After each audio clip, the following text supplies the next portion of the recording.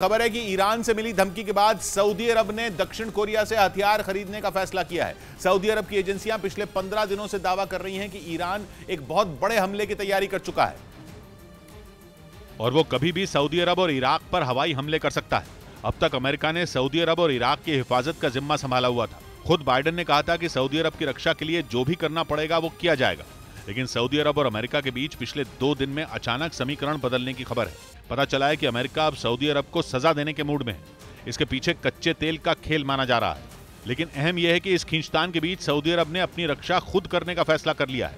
इसीलिए सऊदी अरब अपनी रक्षा को मजबूत करने के लिए बहुत बड़ा निवेश कर सकता है। माना जा रहा है कि सऊदी अरब के क्राउन प्रिंस मोहम्मद बिन सलमान के दक्षिण कोरिया पहुंचने पर कुछ बड़े फैसले हो सकते हैं और माना जा रहा है कि मजबूत एयर डिफेंस सिस्टम के अलावा कुछ ताकतवर मिसाइलों की भी डील हो सकती है। ईरान के हथियारों का दम पिछले 1.5 महीने से पूरी दुनिया देख रही है और खासतौर पर ईरान के आत्मघाती ड्रोन ने यूक्रेन में तबाही मचा रखी है। इसीलिए सऊदी अरब फिलहाल सुरक्षा से जुड़े किसी भी खतरे को हल्के में लेने के मूड में नहीं है। सऊदी अरब दशकों से रूस के हथियारों का बड़ा ग्राहक रहा है। यूक्रेन में जंग छिड़ने से पहले भी चर्चा थी कि रूस और सऊदी अरब के बीच कोई बड़ी डील हो सकती है। ये deal S-400 air defence system की होने की चर्चा थी, लेकिन रूस पर लगे आर्थिक प्रतिबंधों के बाद वो डील अधूरी ही रह गई। ऐसे में सऊदी अरब को लग रहा है कि रूस की कमी दक्षिण कोरिया पूरी कर सकता है। दक्षिण कोरिया और सऊदी अरब के बीच हथियारों से जुड़ी कुछ डील इससे पहले भी हो चुकी है। माना जा रहा है कि दक्षिण कोरिया की कुछ कंपनियों के साथ एयर डिफेंस सिस्टम पर पहले से सौदेबाजी चल रही है और सूत्रों के मुताबिक सऊदी अरब चाहता है कि हथियारों की प्रोडक्शन उसके ही देश में हो। सऊदी अरब के क्राउन प्रिंस मोहम्मद बिन सलमान का इरादा यह है कि धीरे धीरे सऊदी अरब में भी हथियारों का उत्पादन शुरू किया जाए। इसीलिए इस बार की डील में वो दक्षिण कोरिया की कंपनियों के सामने ये शर्त रख सकते हैं। मोहम्मद बिन सलमान का दक्षिण कोरिया जाना पहले से तय था। 2019 के बाद पहली बार सऊदी अरब का कोई बड़ा नेता दक्षिण कोरिया जा रहा है, लेकिन सबसे अहम है उनके दौरे की टाइमिंग। उनके जाने से ठीक पहले अमेरिका का तेल के मुद्दे पर आंख दिखाना दक्षिण कोरिया का फायदा करा सकता है। ईरान के हमले की आशंका को सऊदी अरब बेहद गंभीरता से ले रहा है। वहां तेल की कंपनियों के और सेना के कई ऐसे ठिकाने हैं जिन पर बड़ा खतरा है।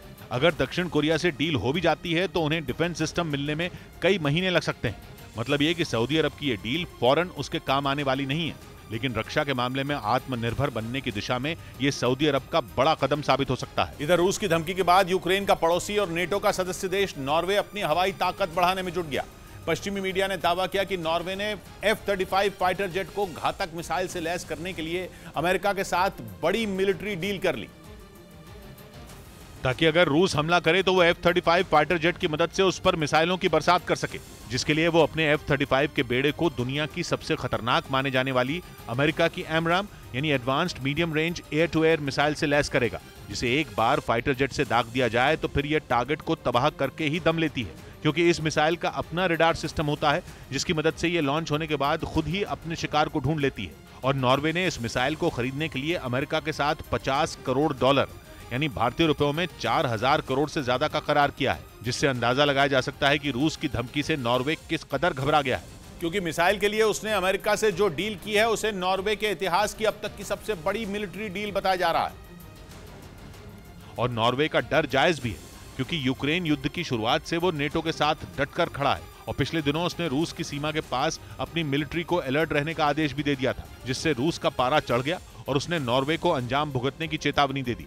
अब नॉर्वे इस बात से खौफ में है कि पुतिन की मिसाइलें उसे कभी भी निशाना बना सकती हैं, क्योंकि पहले क्राइमिया के कर्ज ब्रिज और फिर खैरसॉन में बाजी पलटने के बाद जो हुआ उसे पूरी दुनिया ने देखा। पुतिन ने ऐसा बदला लिया कि मिसाइलों की बौछार से पूरा यूक्रेन कांप उठा था। ऐसे में नॉर्वे भी रूस की धमकी को हल्के में लेता नहीं दिख रहा और उसने हमलों से निपटने के लिए कमर कस ली। युद्ध लंबा खिंचने से पुतिन के करीबी ही अब उनके खिलाफ हो गए हैं।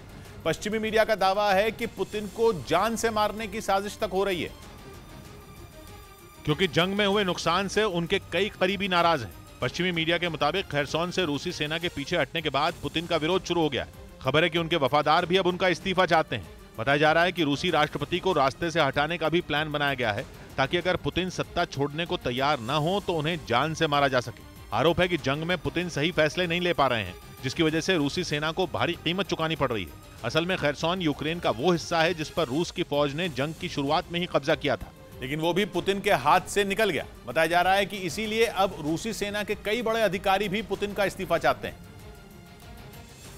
ताकि जंग को किसी नतीजे तक पहुंचाया जा सके। यूक्रेन युद्ध अब 9वें महीने में पहुंच चुका है, जब पुतिन ने जंग की शुरुआत की थी तो उन्हें लगा था कि यूक्रेन घुटने टेक देगा, लेकिन उसने हथियार नहीं डाले। खबर है कि पश्चिमी देशों से मिले हथियारों के दम पर यूक्रेन की फौज लगातार रूसी सेना को मुंहतोड़ जवाब दे रही है। पश्चिमी मीडिया का दावा है कि जेलेंस्की अब रूस के कब्जे वाले सभी हिस्सों को वापस लेना चाहते हैं। बताया जा रहा है कि यूक्रेन की सेना जोरदार हमले कर तेजी से रूस के कब्जे वाले इलाकों को छुड़ाने में जुट गई है। दावा है कि इसीलिए पुतिन के वफादार भी अब उनके खिलाफ खड़े हो गए हैं।